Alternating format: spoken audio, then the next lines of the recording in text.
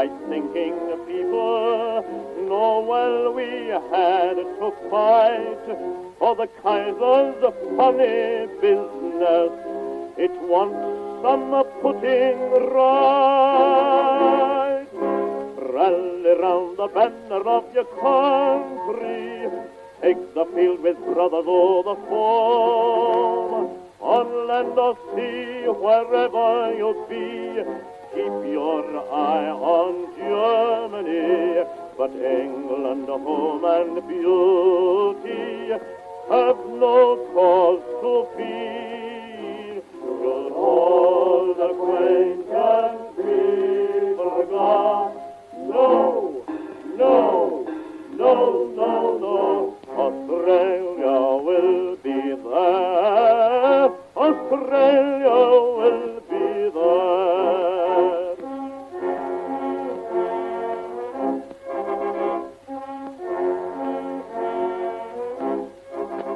You have heard about the Emden ship cruising all around. She was sinking British merchantmen where'er they could be found. But one fine morning early, the Sydney hove in sight. She trained her guns upon them, and the Germans said good night. Rally round the banner of your country, take the field with brothers o'er the foam. On land or sea, wherever you be, keep your eye on Germany. But England, home and beauty, have no cause to fear. Yvon's Great Adventure by Peter Grose and Barbara Nudd with Guillaume Fournet. The story of Yvon Calmus, the boy from Franvillers, and his great adventure from France and Belgium to Australia. Dedication to Frank Rose, Jack Conn, Roy Patty and the Australian Diggers, the saviours of Yvon Calmus, and in memory of all the civilian and military victims of the Great War. Lest we forget.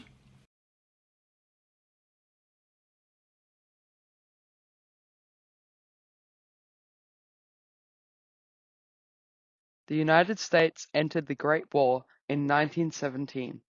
In March 1918, Germany launched a desperate offensive to win the war. The Germans knew that this offensive was their last chance to try to defeat France. They threw all their forces into the battle for Paris. To get to our capital, they had to try to defeat the French, Australian, and other Allied troops in the Somme first. The soldiers of Australia's 2nd Field Artillery Brigade fought hard to stop the Germans near Franvillers. The Germans destroyed many villages, including Franvillers. This village was mine. My name is Yvon Calmus. I am French. I was born in Franvillers in 1902. I spent a happy childhood there with my sisters, Odette and Louisette, and my parents, Louis, Paul, and Jean. My father was killed in the war at Verdun in 1915. In April 1918, a terrible battle took place that ravaged my village of Franvillers, like so many others in the region of the Somme. At that time, I was only 15 years old. Lost in the rubble, I searched desperately for my sisters and mother, but I could not find them. I thought they must be dead. This is where the Australian soldiers from the 2nd Field Artillery Brigade found me, wandering through the ruins. As I was only a teenager, they took pity on me and decided to adopt me. During a break in fighting, I was watching some soldiers playing a game when Lieutenant Frank Grose rode up to them on his horse, Flyblow. Frank was the brigade YMCA welfare officer, and Flyblow was his favorite horse. When he saw me, he observed me with curiosity. He was surprised not to recognize one of his soldiers, There I was, just a child in an adult uniform. The diggers, the name for Australian soldiers, explained why I was with them and what happened to me in Franvillers. I was so happy when he allowed me to stay with the brigade. Perhaps he understood how useful my presence was for the morale of his troops, returning from terrible fighting. I could also help the soldiers by acting as the translator for the people in the surrounding villages.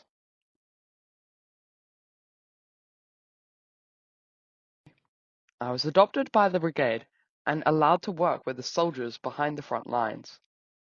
The brigade gave me an Australian soldier's uniform, which I was immensely proud to wear. I felt like one of them. Although I was extremely sad about losing my own family, I was now part of a very large adoptive family. I learned to speak a lot of English and some Australian slang from the soldiers. Maybe you've heard the Australian expressions, "G'day, cobber," or "G'day, mate," which means hello, and the word digger, which means an Australian soldier. My job was to help with the maintenance of the camp, behind the lines. I especially loved helping in the YMCA huts where the men could come during breaks from fighting. In the little huts there was music, friends to talk to, and hot drinks, because in winter it was very cold and wet in the trenches. When the diggers came back from fighting on the front lines, I welcomed them. They did not want to talk to me about their battles, but about their families. I think I often reminded them of their own children, which was a comfort to them.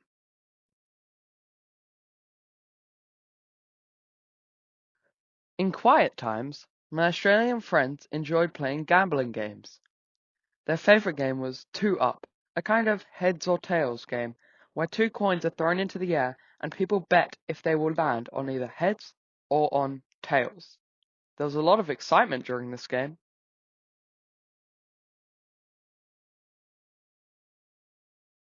After the armistice on November 11, 1918, the Australian Brigade was unable to return home to Australia immediately. There were so many soldiers who had been fighting in the war, and they had to find ships to take their troops back to their home countries. Many ships had been destroyed during the war, so this was difficult. Our brigade was ordered to wait near Charleroi in Belgium, and I was allowed to accompany them on the long march to Charleroi. From November 1918 to March 1918, we lived in the old chateau in Moriami. It was quite different from my little home in Franvillers. I was looked after by Lieutenant Frank Grose, the YMCA welfare officer, and Sergeant Jack Conn from the 1st Divisional Artillery. I helped them with the YMCA work to support the brigade and the local people. Finally, in March 1919, it was time for the soldiers to return home to Australia via England. Although we were only in Moriami for 5 months, I was warmly accepted, not only by the soldiers, but also by the local people. I loved my time in Moriami. However, my dearest wish was to discover Australia on the other side of the world. I was overjoyed when Lieutenant Grose and the brigade decided to take me back to Australia with them. We were so sad to leave our Belgian friends. We left Charleroi and travelled all the way to Le Havre on the coast of France. Once the ship was loaded, we boarded for England on 5th of May 1919. My Australian friends had to hide me under lots of YMCA army blankets so that no one would discover me. The Australian soldiers smuggled me on board the ship bound for Australia, while Frank Grose and Jack Conn pretended not to notice. It was a funny kidnapping in which I, the victim, had voluntarily cooperated. The diggers had a kind of word for this kidnapping. They called it souveniring. The ship's name was König Friedrich August. It used to be a German warship, but the Germans had to surrender it to the Allies when they admitted defeat. We departed from Southampton, England, on 20th of June 1919. There was a party atmosphere on board because the soldiers were so happy knowing they were going to be with their families again soon. But they often told me how sad they were to have lost many of their comrades in France and Belgium. They could imagine the distress of families when the boat docked and their son or brother did not disembark with his comrades. The journey by boat was long and lasted about 2 months. We firstly stopped at Cape Town in South Africa, then several big cities in Australia, before we arrived in Sydney on 10th of August 1919. Jack Con let his mother know I was coming to visit. Jack said his mother couldn't wait to meet me. I went to stay at the home of Frank Grose in Sydney, which is the biggest city in Australia. Then I lived at Jack Con's home in a small country town called Boolaroo, where I attended school at Cook's Hill for a brief time. I attracted the curiosity of the neighbours as I kept repeating with a funny Australian accent, "I speak Aussie." I loved life in Australia. I learned to swim, which kept me cool under the hot Australian sun. Finally, in December 1919, I went to Victoria to live with Captain Roy Patty, a former soldier in the Australian Brigade. I also went to school in Melbourne. This school was called Ivanhoe Grammar School. The headmaster of the school was the Reverend Sidney Buckley. He was the chaplain in the AIF on the Western Front, where we met each other. He was such a nice man. I was set for life as an Australian schoolboy.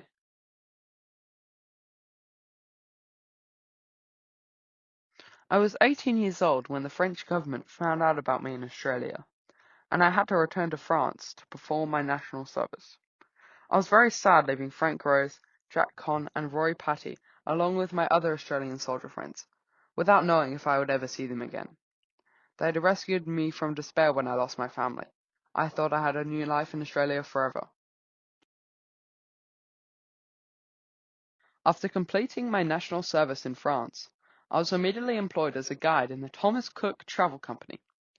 I met many Australians when they visited Europe. Some were even soldiers from the Great War.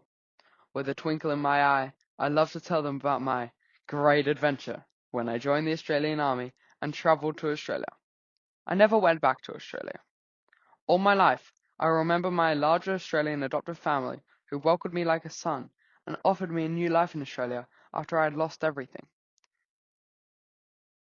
I can say to you all that whatever the horrors of war, the unconditional love of my Australian family made me believe in the goodness of men. My extraordinary adventure is proof of this. Lest we forget.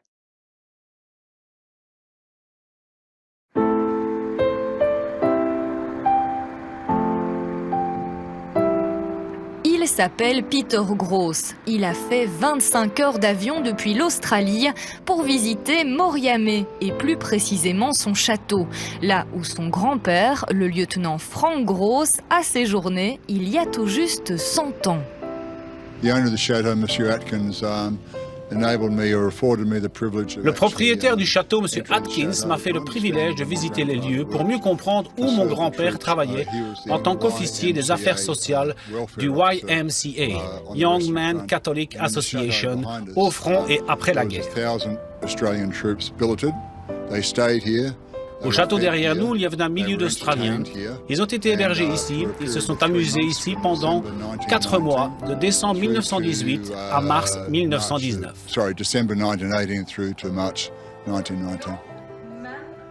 Ces souvenirs, Peter Grose a tenu à les partager avec les enfants de l'école Sainte-Marie de Moriamé. Tiffany, qui est venu dans ton école aujourd'hui? Un monsieur australien. Et qu'est-ce qu'il a raconté?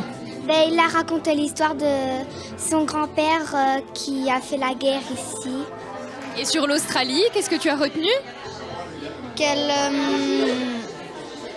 C'était très loin, c'est très loin d'ici? C'était loin. Et qui voulait retourner dans son pays pour revoir leur famille. Pourquoi rester en Belgique alors que la guerre était finie? Eh bien, il fallait organiser le retour des 40 000 hommes. Et puis, ces quelques mois ont été bien utiles pour se refaire une santé, après avoir connu les tranchées et avant d'entamer un long voyage de 3 mois en bateau vers l'Australie. Au château, il y avait une salle de cinéma, un ring de boxe, une salle de lecture, il faisait du chocolat, il y avait des salles de bain, il y avait un peu de tout. Ils organisaient régulièrement des balles pour la population montréal-métoise. Donc à ce niveau-là, c'était intéressant pour tout le monde, mais au niveau tenue, ça n'a pas toujours été, si on interroge, si on lit plutôt les écrits de l'époque des curés des environnants, ils n'étaient pas tout à fait contents de la présence des Australiens pour la moralité des jeunes filles du village. Les jeunes filles du village étaient un petit peu trop intéressées par les Australiens ou l'inverse? Les deux, je crois, les deux. Des Australiens sont d'ailleurs restés à Moriamé. Vous désirez en apprendre plus sur ce pan d'histoire locale ou plutôt internationale? Sachez qu'un livre sur la guerre 14-18 à Moriamé vient de sortir de presse. Il est vendu au profit de la restauration des vitraux de l'église du village.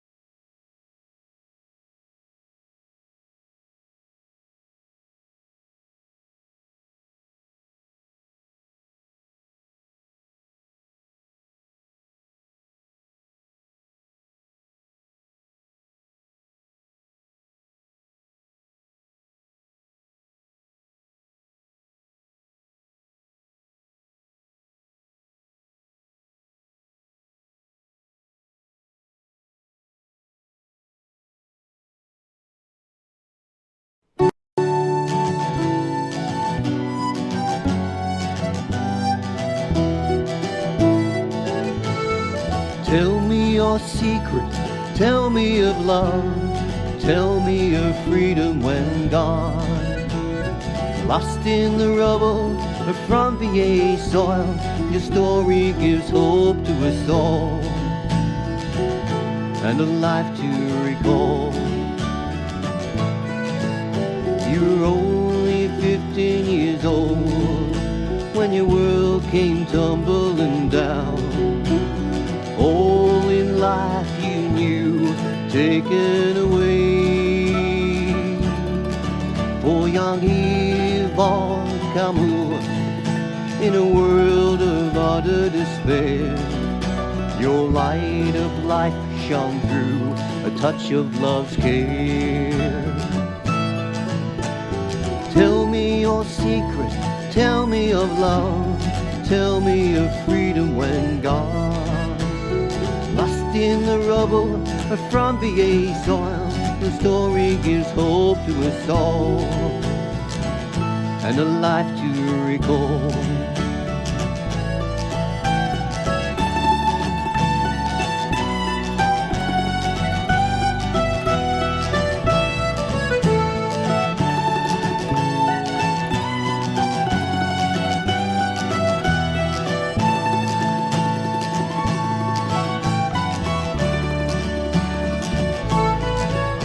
Your new life began with the dawn of Armistice Day, and you planned to take the war waif away